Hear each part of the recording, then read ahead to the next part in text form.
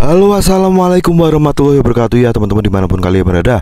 Oke, kali ini aku mau sharing ke kalian ya. Ini salah satu tips yang menurutku cukup penting ya buat kalian yang punya kendaraan ya, khususnya mobil di rumah, yang bisa mengecek kondisi atau membaca kondisi oli pada dipstick ya. Ini jadi gimana pertama? Yang pertama kalian tempatkan dulu ya, yang pasti kendaraannya di posisi yang datar teman-teman ya. Jadi supaya pengukurannya itu nanti bisa akurat ya, tentu saja. Yang kedua, pastikan dulu kondisinya mobil itu dalam kondisi mati teman-teman ya.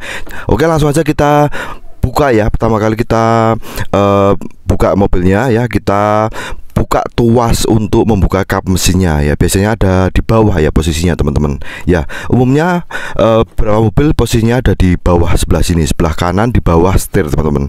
Oke, ini sudah kita buka. Kita tutup kembali pintunya ya. Lalu selanjutnya kita buka kap mesinnya ya.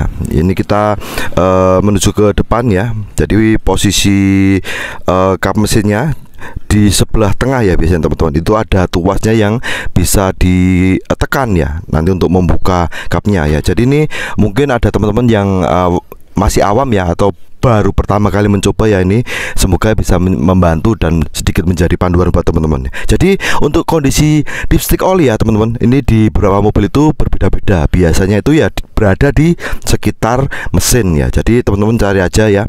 Ini biasanya ditandai dengan stick tuas seperti ini ya teman-teman ya. Jadi seperti ini ya, bentuknya yang warna kuning ini. Ini kita cabut aja perlahan-lahan teman-teman. Ini kita nyabutnya searah ya, jangan diongkek-ongkek ya. Ya, ini udah mulai terangkat ya.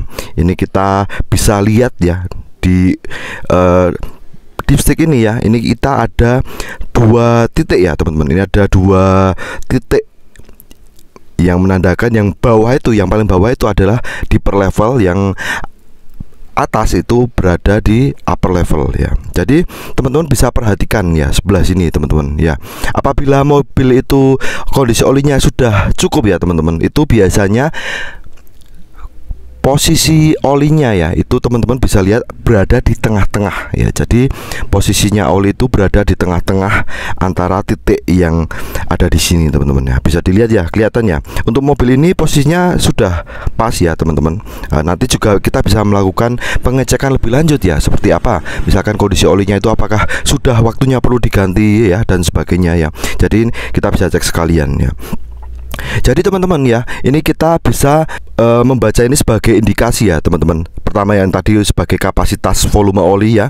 Kalau kondisi ya olinya itu berada di titik bawah titik itu ya, perlu kita isi kembali ya, supaya sesuai dengan kapasitas yang ada di mobil ya.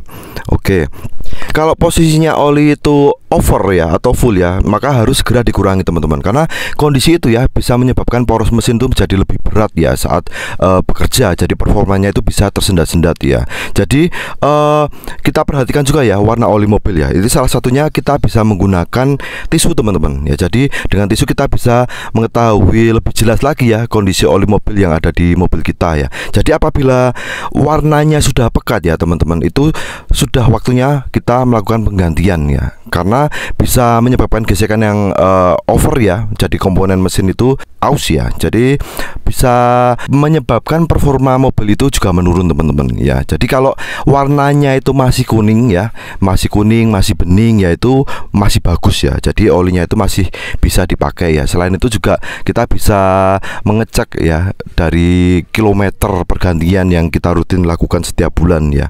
Ya itu kurang lebih seperti itu teman-teman ya. Jadi caranya sangat gampang ya. Ini tinggal kita kembalikan lagi ke posisi semula ya. Jangan lupa posisinya itu tegak lurus teman-teman ya, jangan miring ya, tegak lurus, lalu sampai terdengar bunyi klik ya saat kita mengembalikan ke posisi semula ya. Semoga bisa membantu teman-teman untuk video ini ya. Jangan lupa untuk melakukan penggantian oli atau membeli oli selalu lakukan ya di tempat-tempat yang resmi ya, atau tempat-tempat yang percaya ya. Jangan sampai kita tergiur dengan oli palsu, kita membeli oli yang murah-murah, ternyata olinya tidak sesuai dengan kapasitas, tidak sesuai dengan seharusnya ya. Jadi mungkin itu dulu ya teman-teman yang bisa aku share kali ini. Semoga videonya ini bermanfaat ya. Terima kasih sudah menyaksikan ya. Buat kalian yang suka dengan video saya ya, jangan lupa selalu ikuti video-video berikutnya. Terima kasih sudah menyaksikan. Semoga kalian sehat, sukses selalu. Terima kasih. Assalamualaikum warahmatullahi wabarakatuh.